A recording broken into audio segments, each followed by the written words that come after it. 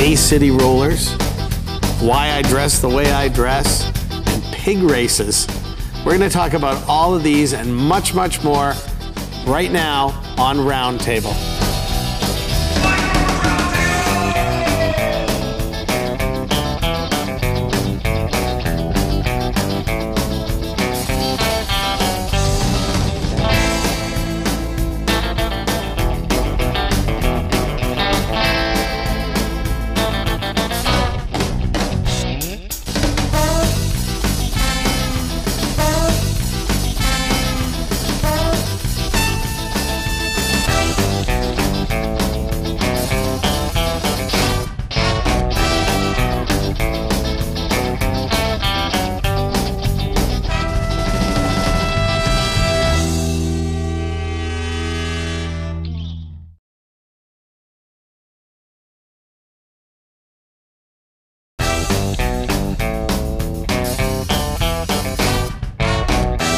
Welcome to Roundtable. My name is Michael Roberts. Let me introduce my guest for this evening. Actor, comedian, Billy Mitchell. You were also on the vintage Canadian game show, Acting Crazy. Oh my gosh, you. You actually met Mickey Dolenz? I met Mickey Dolenz, yeah, Sally Struthers. Wow, maybe we'll get into some point. I'd like to hear about that. Oh yeah. Yeah. Jordy Birch, musician. Thank you for coming on the show. You're welcome. Thanks for having me. Jason Dedrick, actor, musician. Star of Roberts and Arms, star? One of the first things you see. Yeah, it must be the co-star. Okay, that's too cool. I know. Never got to say that before. No. Wow, that's so exciting. I had read a survey recently, because we're all guys here, we can talk about this. It's not the man show. 50% of men surveyed take less than 2 minutes to decide what to wear. Now I look around here, now I know, I'm just looking and I'm thinking it more like 75%. No offense, Jason. That's enough for the sniff test. That's enough for the sniff test, man. Yep, okay. That's good. Yeah. But is this normal? I mean, 25% of their wives say that men need the fashion police, and that the average guy spends just over $700 a year on clothes. 700? 700 Canadian? What are these? That was the U.S. What are these crazy tycoons doing? What the heck? Throwing money around like that. Crazy. Why not just make a shirt out of money if you're going to spend like that? God, that's nuts. That's nuts. Do you worry about what you wear? I mean, do you? No, I let my wife worry for me. Really? Did Yeah. she let you out of the house?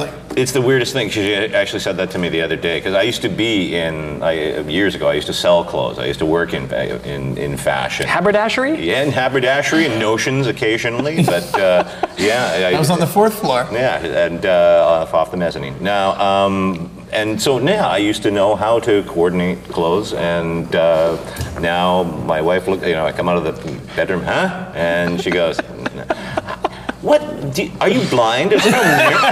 Is there no mirror in there?" And so I let her. Yeah, she just that doesn't go. Yeah. But I've been married long enough that she buys my clothes for me and then tells me what to wear. So I'm well under the 2-minute mark. You gotta get me one of them. A wife? Yeah, that would help. Well, look at me. Does it look like I'm married? It's beautifully coordinated. I got wardrobe people. That's right. Not even. I may have to marry her at the end of the show. We'll see what happens. See how this works out. That's right. Hire a wife. But as a musician, it's a whole different kind of thing. Keep it black. Yeah? It's very simple. Yeah? Walk in the closet, get it black. That one'll do. Yeah. That's what I have. A lot of black too. A lot of black too, because it's slimming. I need like a ski mask for my head. A giant noggin. It's a little too slimming. Yeah, I know. What about you? You worry about what you're wearing? No, I don't worry about what I wear. No, you get that when you were 8? You know what? This is groggy. Yeah. Yeah. This is very hip. This is what the kids are wearing. Is it? The I don't skateboard kid? When you go down to... This is from a set sale. This is from Roberts and Arms. This is the game. Who wore it? I think... Parker Stevenson? No, that was Eric Stoltz? one of them. That was the shorty when it wasn't in the fly costume. The guy from Corner Gas, Fred Iwaniak. Yeah, okay. Iwaniak? Oh, that's one of his shirts. I think Wow. it's one of his You shirts. gonna put that on eBay when you're done with it? Just keep wearing it. You like it. No, I don't even really like it. I needed something gray for today. Oh man. No, I've just never been able. I put on a brand new suit, and I look rumpled. Like, it doesn't matter. I think it's just me. I can't, I mean, I've gone to people's weddings when you have to wear a tuxedo, and I'll put it on, and it's just like, oh, for crying out loud. Can't, you know, like, it's fitted and everything. And True. He looks like a 1940s detective. Every time I put a suit on. I should be sipping coffee in a car watching a stakeout or something if I put a tie on. I did a movie about 10 years ago, and I had to play a gay guy in the movie. And they said, the part of it is just the director said so much, you just don't look, you can't wear clothes. There's no way you're gay. No one's going to believe it. That was her convincing thing. So I had to extra act. I had to really work it up. I had to really, you know. But fashion's not important to me. What can I tell you? I don't know. We bottomed out on that conversation. Somebody else does it for me. He's off the mezzanine. He's off the mezzanine finally. I should have been on it. That was incredible. I like to look sharp, but I'm just no good at it. So, So when did you work in a clothing store? Like 78? Oh, literally, yeah. Like 78. Wow, that was good. Well, I'm thinking because you would have the style sense, but he's going to come out like in this purple velour thing. The ascot too much? Is this what you're doing? It's worked when it was high-waisted pants with 2 belts and lots of polyester and then shirts open to the navel and lots of, the stuff that's back in style now. That's right. You know, bell bottoms and, disco wear. You hadn't thrown it out. But suits. Yeah, no, I had some, Nice to have a wardrobe. But in there, $700. Boy, I know. Never mind that. No, I don't even think about it. I just go to the cupboard and grab whatever's there. Yeah. It's the best way to do it. If I'm working, I wear a collar.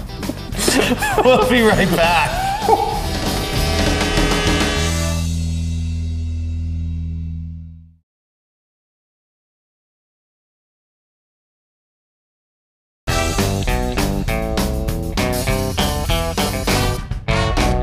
Welcome back to Roundtable. I'm your host, Michael Roberts. My guests, Billy Mitchell, Jordy Birch, Jason Dedrick. Hello. You know what? I don't know about you. Well, I know you're a musician. Yeah. So you love music. I love music. I listen to it all the time. I have it in the car. I have it at home. I have it all the time. And I have what some people call a very eclectic taste in music. Some people actually refer to me as a musical snob because I don't really listen to what's on the radio, and I don't have, I don't know who a lot of the acts are in it because, what I listen to.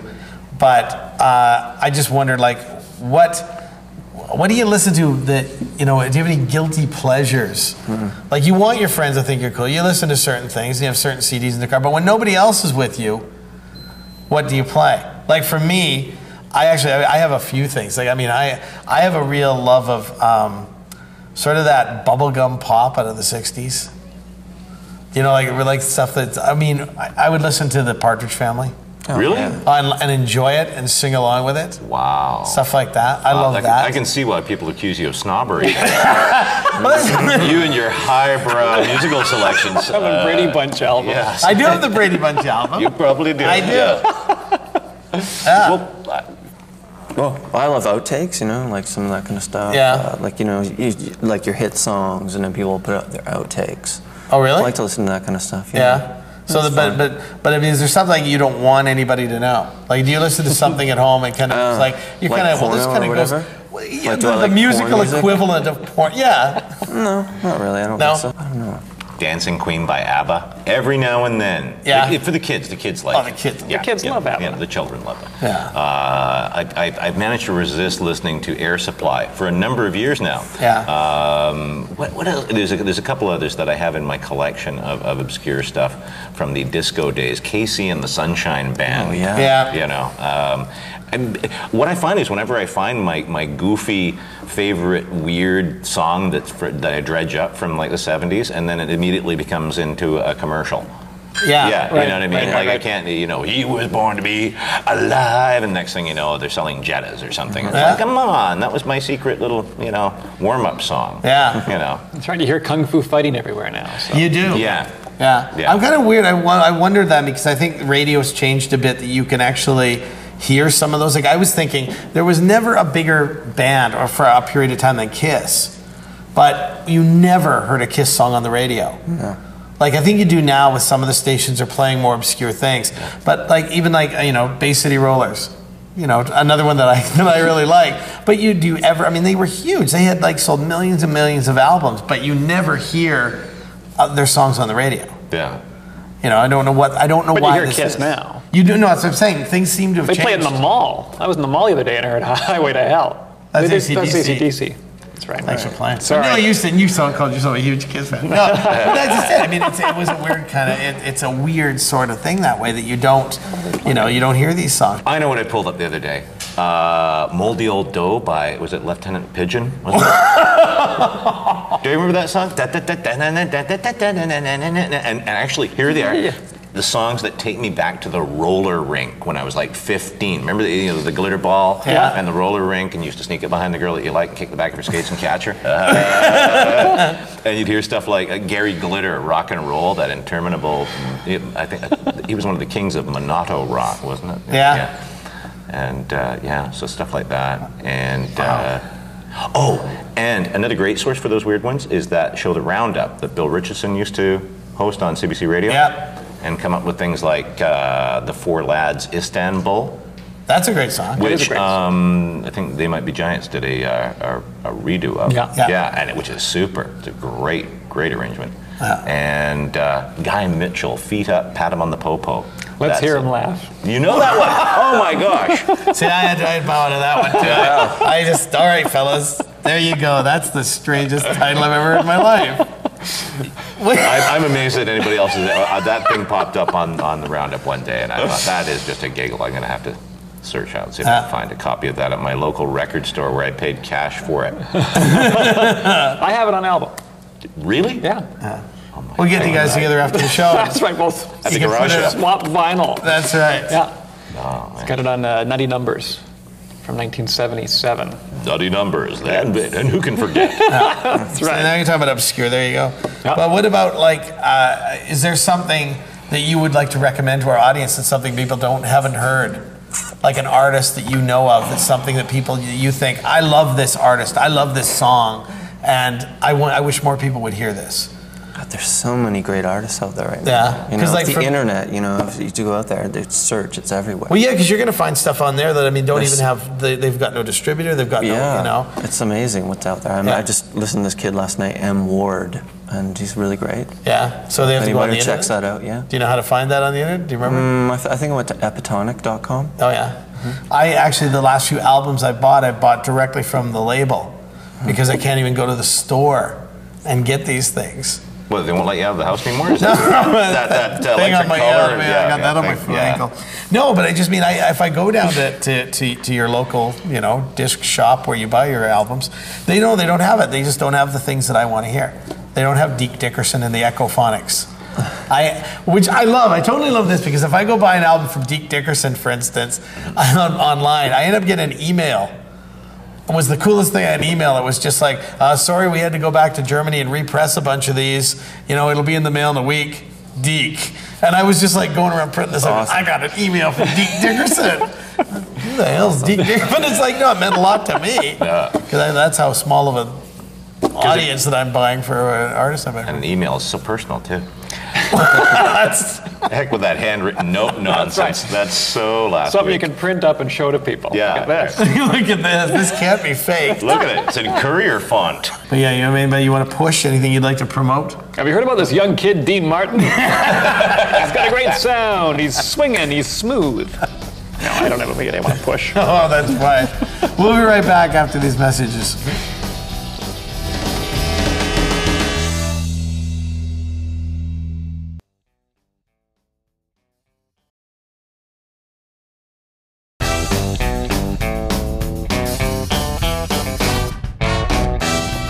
Welcome back to Roundtable. I'm your host, Michael Roberts.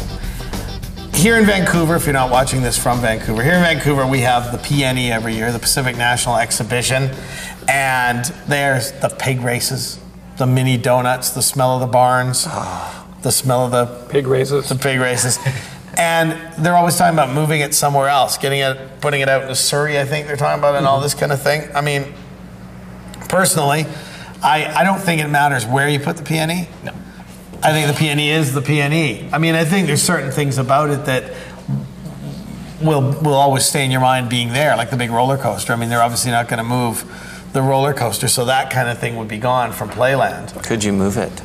Which, the roller coaster? Yeah, I don't think you should even be on it. Personally. It was sort of funny that they had that little accident or something that happened on it, right? Yes. But within moments, they had the biggest expert in the world. Yeah. And I kind of went, what, on hand? Yeah. Like, let's see if he got there a little quick, didn't he? They keep them there actually in cold storage, and that's the nice thing nowadays. You can just microwave them for a few minutes with it.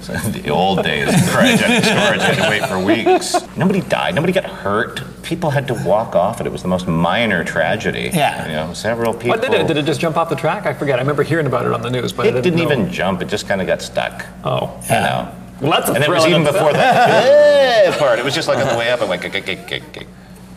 I know, but it's really scary anticlimactic. looking. Just to look at it, it's frightening. Yeah, So well, that makes any it an little thing extra that great ride. happens, I mean, you can go on these new sure. elevators and all that. You know they're all secure. This thing is just it's a death trap. You just go, yeah, maybe it's us. Maybe we're the last ride on here. That's worth extra money. People come from around the world to ride that roller coaster. It's one of the last wooden roller coasters. Yeah. Did you grow up in Vancouver? Yeah. You from here? Yeah. We're all from here. We're all from here. So we've all gone to the wow. PNE as kids. Do you have great PNE memories as a kid going in there? Oh, just facets of it appeal to different phases of your life. I think probably when you're a teenager is just the best time if you actually had enough money to go and squander and try and knock things over and win a teddy bear for your girlfriend, which you never did, and then the football player took her home anyway. No, I'm bringing back really bad memories. That old story. I remember winning an Olivia Newton-John album. Wow. On one of the midways. So my brother won one of those mirrors, Like a Budweiser mirror? like a or, Budweiser mirror, but it had the Dallas Cowboy cheerleaders on it. Oh, wow. Yeah, I always remember the PNE bingo prizes. It'd be that bingo hall. And you'd think, can I get in there? No, you're too young to get into the bingo hall. Yeah. I couldn't get it, but I can remember seeing the prizes laid out, and it was all mirrors and horrible lamps and stuff. And Mom, you got to play that. Look at this. You got to win this treasure trove. It's like Aladdin's cave in here. It's A unbelievable. grotto, a lost grotto of crap. I loved it. I went down, actually, I worked at the PNE, not like that, but like interviewing and doing some things a few years ago. And I was interviewing the guy who does the pig races. Yeah. And I was, being snarky as I can be, so I'm on television. I asked him, I said, so, are we allowed to bet on the pig races? No, sir, you don't do that. And I said, are you the same guy that runs the illegal cockfights under the Agrodome? Well, he lost it with me. He just didn't think I was. He thought, they're not I probably should have looked into him. He was a little bit too touchy. No, there's no cockfights underneath the Agrodome. There's None. nothing underneath the Agrodome, as far as I'm concerned. I think, No, I don't think so. I think the neat thing, though, was, and now I'm talking from a historical perspective, and I don't know, because I'm not even an agricultural guy, but I think the neat thing was that it was an agricultural fair in the city. I think if you were to move it out to Langley or Aldergrove or Abbotsford, it would be like, well, it's just another farm fair. I think the thing was, if anything, they should move it downtown, just to get cows downtown. Into a high rise. Right, something like that. You want to ride all the way to the penthouse. Like Storium? Well, Like his building different floors? And a rickety old wooden elevator on the outside. Exactly, there you go. I'd be a part of that. Rickety elevator and a goat. And now you can't, and that's the other thing, you can't even pet the animals anymore without going through some clean chamber. They should, the petting zoo by next year will be like one of those glove boxes. The bunny's so, okay, mate, your turn. There you go, Do you want to touch the moon rock or do you want to touch the goat? I don't know. The moon rock. Hit the goat. I never gotten over. I don't know how the kids who do the 4-H though. I still don't know how they raise these little animals and then they have them sold to butchers, and that's the end of the PNE for them. And I'm just like, They don't do that, do they? yes, they do. They auction them off at $1.28 a pound or however, $1.28 or $1.30, and then they finally would win it, and then they're happy and they're sad because then, Buffy, their cow that they've raised. That's mean. Never name an animal that you're gonna eat. That's what I say. That's with the whole problem with that killer whale that they called Luna, and now nobody can eat it because Were they going to? well, come on, they gotta do something with it. Keeps hanging around the bar, I know this is the West Coast. We don't eat whales, do we? I don't know. Is that some fancy? I think that's the problem. That's why they keep showing up hanging around the docks. I think put a little They feel safe. fear of food chain back into them. Under the Agrodome, they'll serve it. With the cockfight, you can get whale on a stick. Well, you get whale. They have whale tails. That's right. Elephant ears? It's just one step away. But no, I never won a prize, never won a thing. I mean, the one record, that was it at the PNE. The worst thing I remember actually out of the PNE was I discovered this a few years ago. Like maybe 5 years ago, I was up, I'm visiting my parents, and I'm going through a box of photographs and all this kind of stuff. And I came across the old report cards. And I went, oh, report cards. And I go through and there's these tickets in the report cards stapled in there. free admission to the Playland and the PNE Yeah. in them that. year after year. You still get that. Really? But I said, what the hell? We never went to the PNE when I was a kid. I had all these free. Yeah, well, we were busy, your father and I. These are free tickets. Oh, that's terrible. Yeah. No, I know. I feel like Billy did it. I can always remember being out there scalping them. That was the thing. You know, a little extra cash for, Come on, what do you got? for mom and dad. We'll be right back. Stick around. A lost grotto of crap.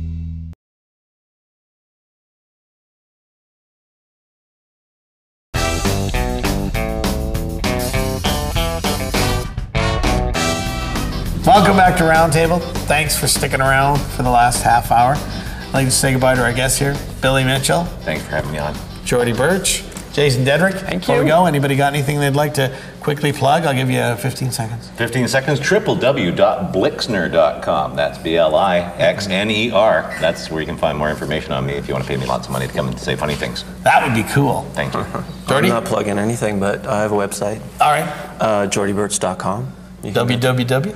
Yeah, the W is. Excellent, excellent. You have a website? I don't have a website, so please visit the previous two guests' websites. Where can they come and see you? You'll find me in the mall in White Rock. They have a mall in White Rock? Yeah, it's great. It's Times huge. they are a-changing. Thank you very much. Taking it out as usual, the Sandy Allen Quartet. Guilty pleasures. Don't deny your guilty music pleasures. Without you, where would Neil Diamond be? You must embrace these little music treasures. From the Brady Bunch to Donnie and Marie. If you like to dance around to ABBA, then Mamma Mia be a dancing queen. Maybe Sugar Sugar by the Archies is what grabs ya, or maybe Roger Whittaker's your scene. It could be that something by the Bee Gees is just the thing that brings you to your knees. Or perhaps you can't ignore us and the joys of male chorus. So just set your guilty music pleasures free. Oh yeah.